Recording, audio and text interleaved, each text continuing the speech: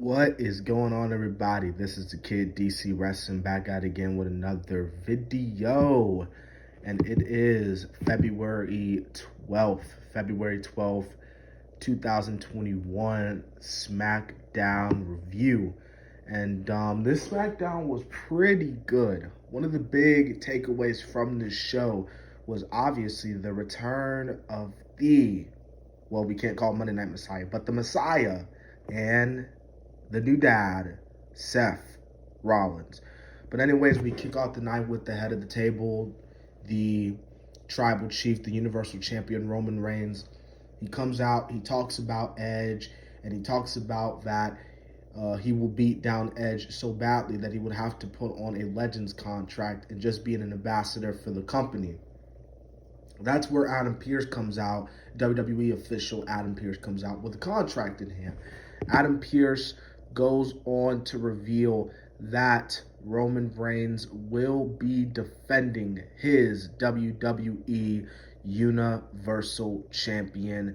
And he says that there will be a match, matches tonight to decide on who will win and who will go on to enter the chamber.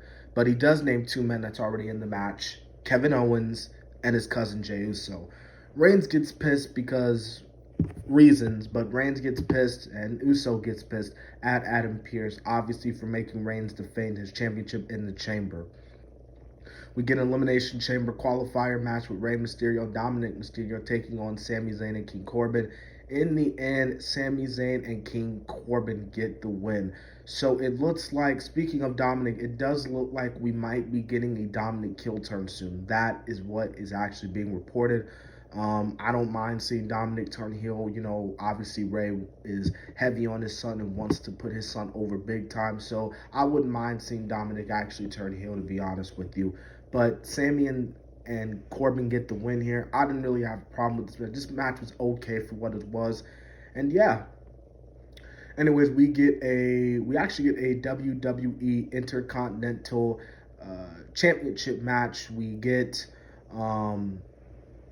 a championship match between Shinsuke Nakamura and Big E. This match was pretty good for what it was, but Apollo Crews, comes out. He comes out for an open challenge because Big E said that he was issuing an open challenge to anyone but Crews. He even said even Michael Cole can be a part of the match, but not Apollo Crews. And then so that's how the match happened. Shinsuke Nakamura accepts Big E's challenge. Crews watches, he's pissed off. And then Crews comes back in the ring. And the match ends by disqualification. So Big E wins the match. So we get the return of the Messiah, Seth Rollins. Rollins has talked about how he has changed. He is a father now, and he wants to change. And, just everything, the whole 9 yards. Talking about the SmackDown roster. Talking about how they're so great, people, great wrestlers around the ring. One particular person that was actually there, I believe, and someone could remind me that it wasn't him, but Murphy was there. I think it was. I think I saw Murphy there. And if it was Murphy, it's pretty shocking that he was there. I mean, considering the fact that we haven't seen Murphy on TV for no apparent reason these past few weeks, but it is for what it is. The SmackDown roster leaves. They're tired of, his BS. They're tired of the BS with Rollins. Cesaro leaves, obviously. Rollins attacks Cesaro. And also, a weird thing about this segment here was that Rollins' old theme song, the Burn It Down, came back. So I don't know if he's keeping it or he's not. But if he does decide to keep it, what's the point of having a theme song when your whole character is the Messiah? Don't you think you should use the Messiah theme song instead of using the old theme song? Just a small little nitpick.